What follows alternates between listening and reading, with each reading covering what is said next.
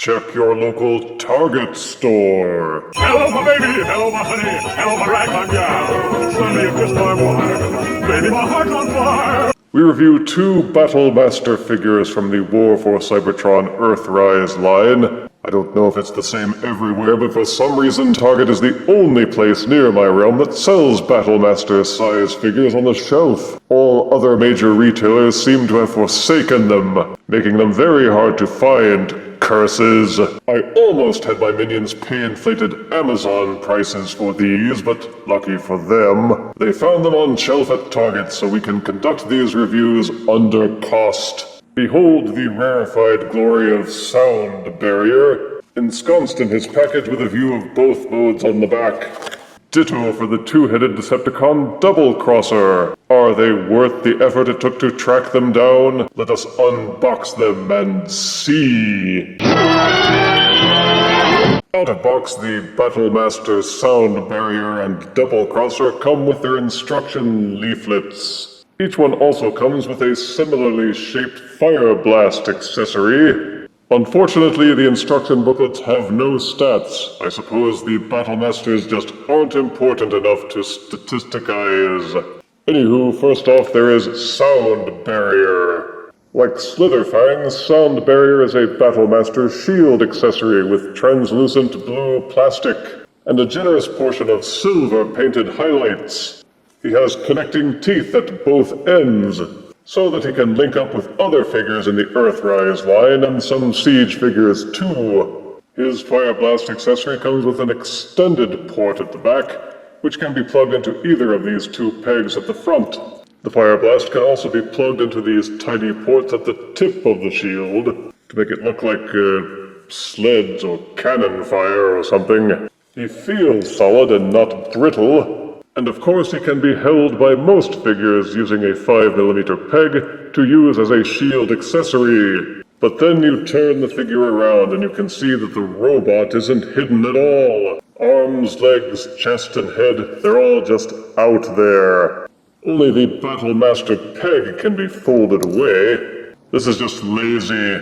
At least with Slitherfang, the snake portion's folded up into something less robotic. These parts are well colored with plenty of detail, but come on, it looks like they didn't even try. Boo!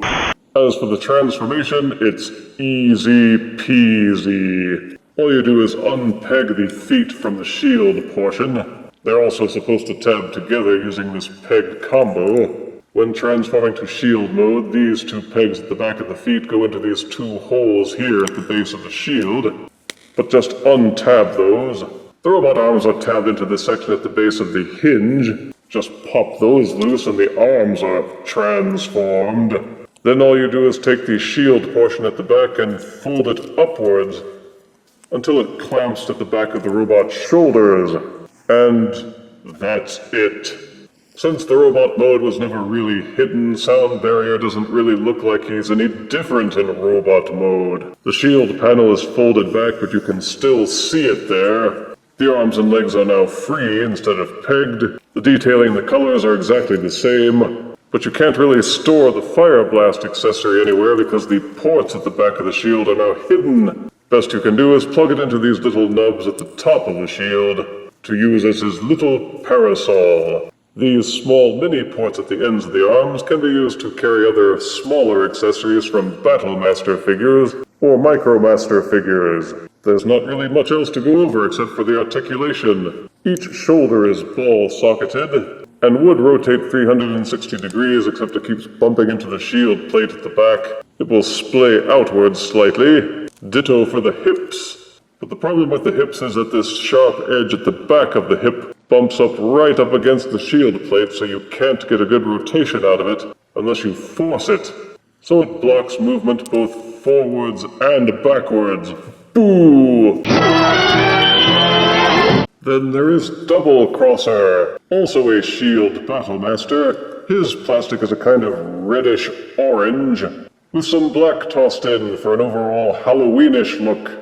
He also has 2 ports to plug in the Fire Blast accessory, and a 5mm peg on the back of the shield allows him to be held or plugged into any other Earthrise figures as a shield accessory. But setting Doublecrosser apart from other S.H.I.E.L.D. Battle Masters is that he has connecting ports at each side. This allows him to serve as a four-way junction when connecting to other Earthrise figures. It also opens up the possibility of buying several Doublecrosser figures to make an even bigger shield. Unfortunately, his alt mode suffers from the same problem as Soundbarrier, in that the robot parts aren't hidden at all. Arms, legs, and head, it's all out there on full display. Turning the figure around hardly counts as a disguise, any more than covering yourself with a blanket. The only excuses, such as they are that Doublecrosser and Soundbarrier are less expensive, and therefore had less effort put into their alt modes. That, and they had to give large, flat, rigid backs, so that they could be used as shields or ramps. And that limited what the designers could do with the robot parts. As with Soundbarrier, Doublecrosser's transformation is dirt simple. Just fold up the 5mm Battlemaster peg. Each arm will untab from the side using these two connecting teeth. When transforming to shield mode, just plug in those teeth and it will hold in place. Pull them apart to transform. These rotation pegs allow you to rotate the arms so that these connecting teeth face forwards and are slightly less obtrusive, I guess. Doublecrosser's feet and legs have the same tab together and peg in combo as Soundbarrier. Just untab them from the back of the shield, pull them apart. The back of the shield doesn't fold up like Soundbarrier's, instead it is rotated off to the side. Doublecrosser's robot mode is somehow even less convincing than Soundbarrier's, mostly because the larger shield section is still just hanging off his back. He's done over with a kind of gunmetal gray and a blue chest, with two painted heads. He is also pretty stable on his feet, but the shield portions just don't hide well. You can plug the fire blast onto either one of the arms, and even use the connecting teeth to still connect him to other Earthrise figures. For articulation, again, it is just the shoulders and the hips which are ball-socketed. For a full rotation, when you're not banging into the other shield portions. But again with the legs, the backward motion is hindered by the shield parts. For size comparison, here are Earthrise Battlemaster Doublecrosser and Soundbarrier, next to Deluxe Generations Warpath. Here are Earthrise Battlemasters Doublecrosser and Soundbarrier, next to Power of the Primes Combiner Orthia. And here are Doublecrosser and Soundbarrier, next to a delicious chocolate Twinkie. You're supposed to unwrap it, Death?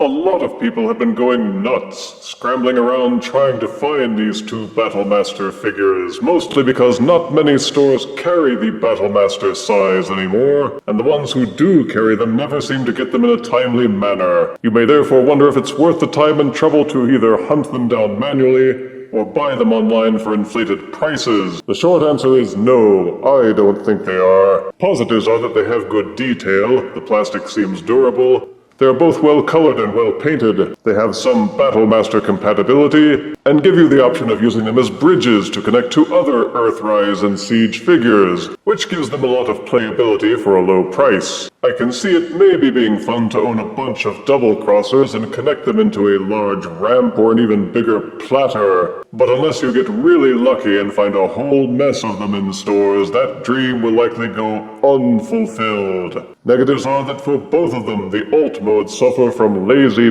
bot syndrome. The transformations are kind of a joke because the robot parts aren't hidden at all beyond flipping them over. Doublecrosser has a big empty hollow spot just behind the back. Their articulation is very limited, and the leg movement in particular for both figures is restricted by the shield parts. For as long as it took to get these figures to turn up, it feels like they were rushed out the door unfinished. And I give Earthrise Battlemasters, Soundbarrier, and Doublecrosser 5 out of 10 deaths. You could say they both left me feeling a bit flat. If you refuse me, honey, you lose me, then you'll be left alone, oh baby. Tell them all, and tell me I'm your own.